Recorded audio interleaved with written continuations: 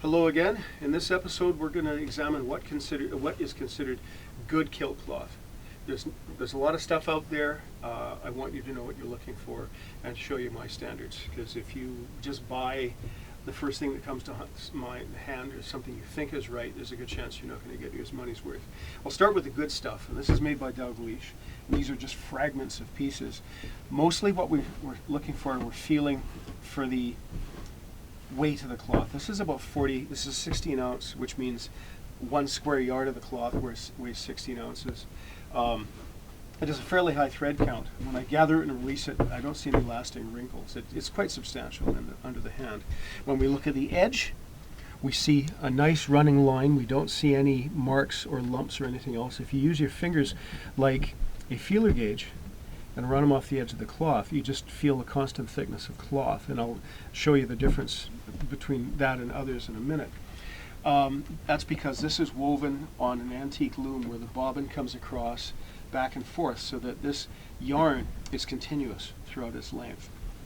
When we look at the back of this good quality cloth, occasionally we'll see a knot, and this shows us where the bobbin got small, so the weaver, the webster, shut off the loom, tied in a new bobbin, got it started again.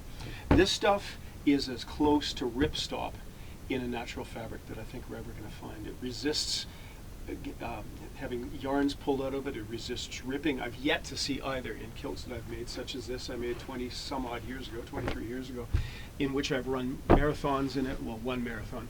I've slept rough in it. I've gone hill running, waded streams in the thing, walked through bramble patches, and we don't see any flaws to the cloth. No yarn has been pulled out of the way.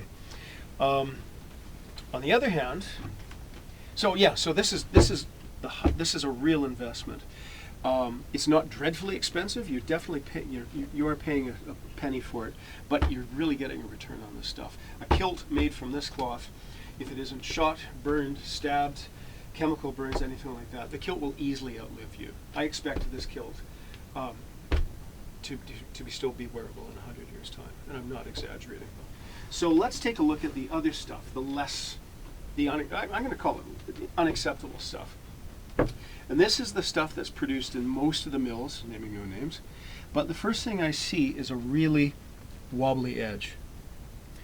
The next thing I see are whiskers along that line. And on this piece, we see, in addition to those whiskers, we see a blurring of the color because this has been woven on a modern computer-driven loom.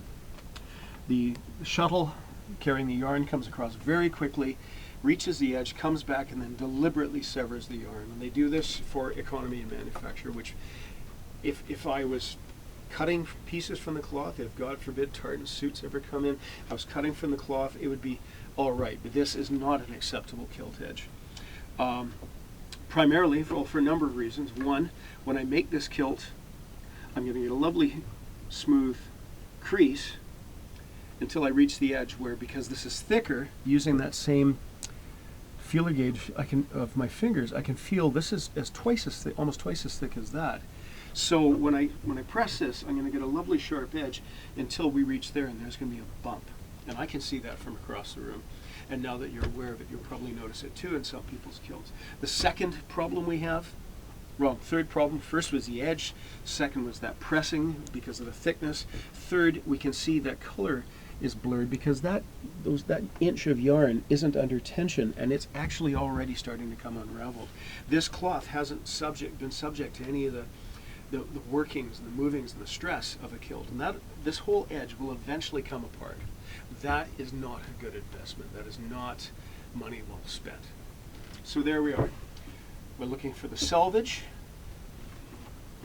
We're looking for thread count and how the cloth gathers. Will it leave a wrinkle or not? And incidentally, this lighter stuff, it seems to hold a wrinkle pretty well, but it doesn't hold a press nearly as well as the Dalgleish stuff. So again, from the top, we're looking at the selvage edge, and we're feeling the hand of the cloth and the thread count. Thank you.